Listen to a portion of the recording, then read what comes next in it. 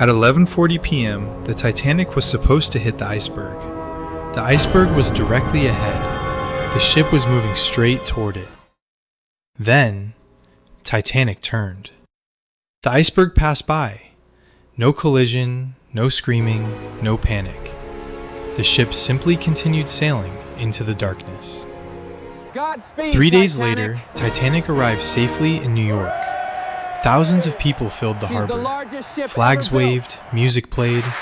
Everyone was celebrating, except one person. Nick stood among the crowd, staring at the ship. It was enormous. It was beautiful and completely intact.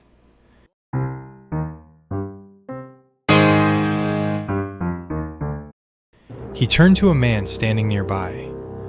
"What happened to the Titanic?" The man looked confused. "The Titanic? The one that sank?" The man laughed. "The Titanic didn't sink." Nick looked back at the ship, then at the thousands of people celebrating around him.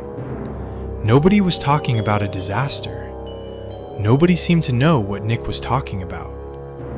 He asked one final question. "What year is it?" 1912. Nick looked at Titanic again. "This isn't my world." He needed proof, not a guess, not a coincidence. Proof. So he started digging through historical records, and the answer was everywhere. Titanic arrived safely. Titanic became famous. But then Nick noticed something strange. The Titanic wasn't remembered as a tragedy. It was remembered as a triumph. And that was when Nick realized this wasn't just one event that had changed. Titanic's survival had changed the story people told about it.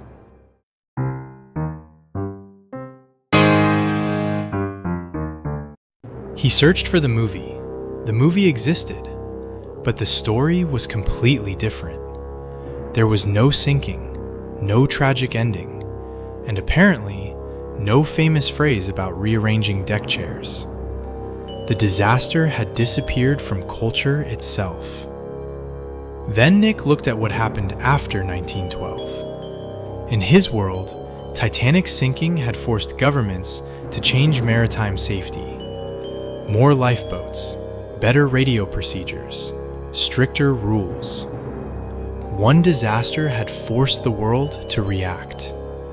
But in this world, Titanic survived. So the world didn't get that warning. And eventually, someone else paid the price.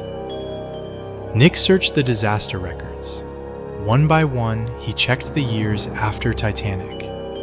1913, nothing. 1914, nothing. 1915, then he stopped. 1917, thousands had died. Nick had never heard of the ship. Nick checked again, and then he understood. Titanic surviving hadn't erased the tragedy, it had moved it. Titanic surviving didn't just change ships, it changed people. Nick started following the passengers. One passenger who should have died went on to build a massive business empire. Another became a politician. Another became an inventor. 3 lives that should have ended in 1912 now stretched decades into the future. And each of them had changed something. One decision had become hundreds, then thousands. Nick suddenly had another question.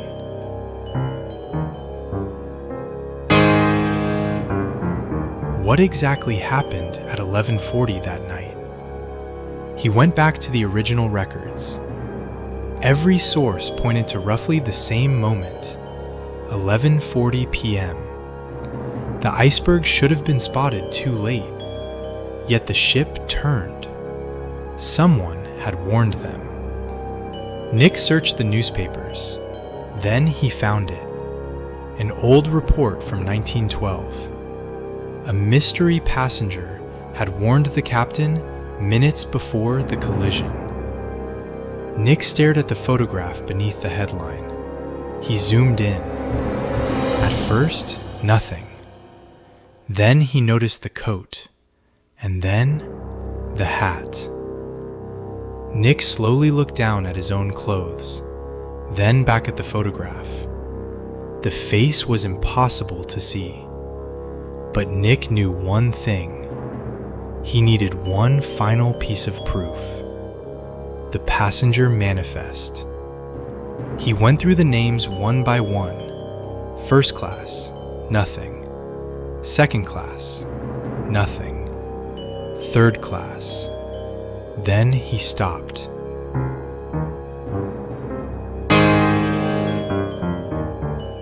One extra passenger appeared. Nicholas, Southampton, April 10th, 1912. Nick slowly stepped away from the table. He had been there. He hadn't discovered this reality. He had created it. Nick suddenly understood. The Titanic hadn't randomly survived. Someone had changed its course. Someone had warned the captain. Someone had been standing on that ship that night. And that someone was him. Then his phone buzzed. Unknown number. Nick stared at the screen. One message appeared. Stop changing things. Nick didn't move. The screen went black. And for the first time, he wondered if every reality he'd visited had been created by him. Leave a comment below with your thoughts, and don't forget to like and subscribe to stay tuned for our next trip through the multiverse timelines. Thanks for watching. Stay curious, and I'll see you on the next timeline.